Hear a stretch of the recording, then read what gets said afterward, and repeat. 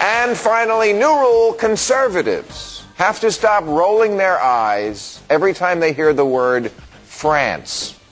Like just calling something French is the ultimate argument winner. As if to say, what can you say about a country that was too stupid to get on board with our wonderfully conceived and brilliantly executed war in Iraq?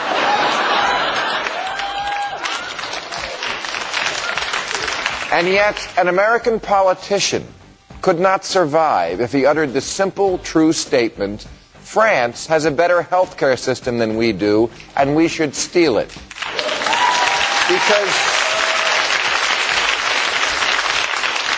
Because here, simply dismissing an idea as French passes for an argument. John Kerry? Couldn't vote for him. He looked French. Yeah, as opposed to the other guy who just looked stupid. Now, last week, France had an election, and people over there approach an election differently. They vote. 85% of them turned out. You couldn't get 85% of Americans to get off the couch if there was an election between tits and bigger tits and they were handing out free samples.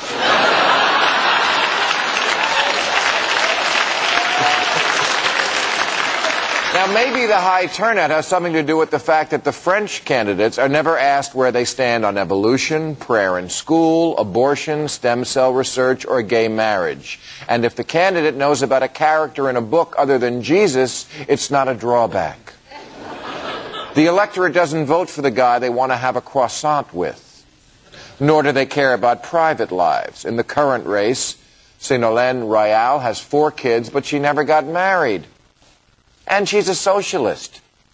In America, if a Democrat even thinks you're calling him liberal, he grabs an orange vest and a rifle and heads into the woods to kill something.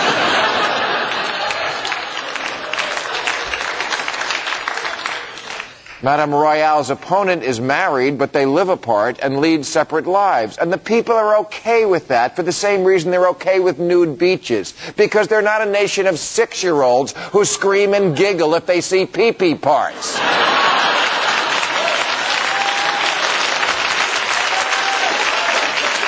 They have weird ideas about privacy. They think it should be private. In France, even the mistresses have mistresses. To not have a lady on the side says to the voters, I'm no good at multitasking. Now, like any country, France has its faults, like all that ridiculous accordion music. But their health care is the best in the industrialized world, as is their poverty rate. And they're completely independent of Mideast oil. And they're the greenest country. And they're not fat. And they have public intellectuals in France. We have Dr. Phil. They invented sex during the day, lingerie, and the tongue. Can't we admit we could learn something from them?